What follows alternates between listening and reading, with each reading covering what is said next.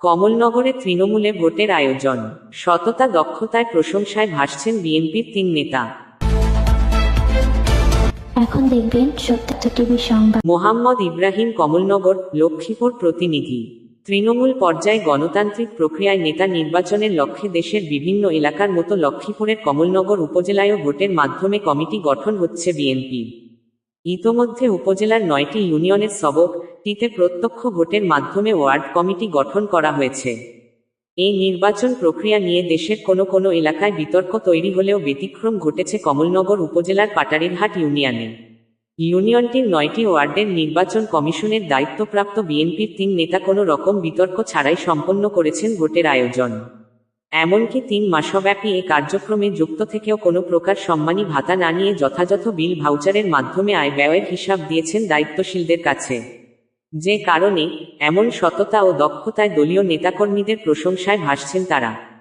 দলীয় সূত্রে জানা গেছে, তৃণমূল পর্যায়ে গণতান্ত্রিক প্রক্রিয়ার শুদ্ধচর্চা নিশ্চিতের জন্য কেন্দ্রীয় নির্দেশনার আলোকে সারাদেশের মতো কমলনগর উপজেলায়ও ওয়ার্ড পর্যায়ে ভোটের মাধ্যমে নেতা নির্বাচনের উদ্যোগ নেওয়া হয়।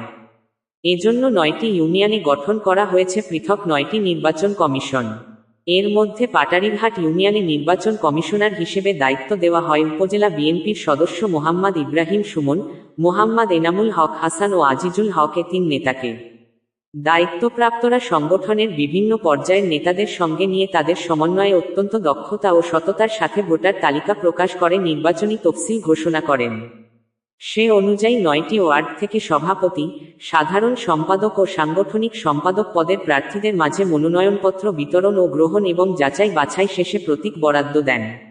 পরবর্তীতে ব্যাপক উৎসাহ উদ্দীপনার মধ্যে দিয়ে সুষ্ঠু ও নিরপেক্ষভাবে 3টি ধাপে ব্যালট পেপারে প্রত্যক্ষ ভোটের মাধ্যমে 9টি ওয়ার্ডের ভোটগ্রহণ অনুষ্ঠিত হয়। এসব নিয়ে কোনো বিতর্ক সৃষ্টি না হওয়ায় আয়োজকদের প্রশংসা করে নির্বাচন পর্যবেক্ষণ ও ফলাফল ঘোষণার সময় জেলা ও উপজেলা পর্যায়ের নেতারা বক্তব্যে তুলে ধরেন। নির্বাচন কমিশনের দায়িত্ব পালনকারী উপজেলা বিএনপির সদস্য এনামুল হক হাসান জানান, অবাধ, সুষ্ঠু ও নিরপেক্ষ নির্বাচন আয়োজনের জন্য দল তাদেরকে যে দায়িত্ব দিয়েছেন তা তারা নিষ্ঠার সঙ্গে পালনের চেষ্টা করেছেন। ইতোমধ্যে নির্বাচন সম্পন্ন হওয়ার পর এর আয় ও ব্যয়ের হিসাব যথাযথ বিল ভাউচারের মাধ্যমে উপজেলা কমিটির কাছে জমা দিয়েছেন। এসব কাজে ন্যূনতম কোনো অনিয়মের আশ্রয় নেওয়া হয়নি। এমনকি ভোটগ্রহণে সহযোগিতাকারীদের তারা সম্মানী ভাতা প্রদান করলেও নিজেরা কোনো ভাতা নেননি। তিনি বলেন, কমিশনের অপর সদস্যদের আন্তরিক প্রচেষ্টা এবং উপজেলা ও জেলা নেতাদের সহযোগিতায় কোনো প্রকার বিশৃঙ্খলা বা বিতর্ক ছাড়াই আমরা এটি সম্পন্ন করেছি। আমাদের 9টি ওয়ার্ডের ভোটগ্রহণ ও ফলাফল নিয়ে কেউ কোনো ধরনের অভিযোগ তুলতে পারেননি। উপজেলা বিএনপির সদস্য সচিব নুরুল হুদা চৌধুরী জানান, দলীয় নেতা নির্বাচনের জন্য পাটারিরহাট ইউনিয়নের দায়িত্বপ্রাপ্ত নির্বাচন কমিশনের 3 সদস্যের কর্মকা অত্যন্ত প্রশংসনীয়। তারা সততা ও দক্ষতার সাথে কাজগুলো সম্পন্ন করেছেন। এমনকি তারাই প্রথম নির্বাচনের সকল আয় ব্যয়ের হিসাব জমা দিয়েছেন।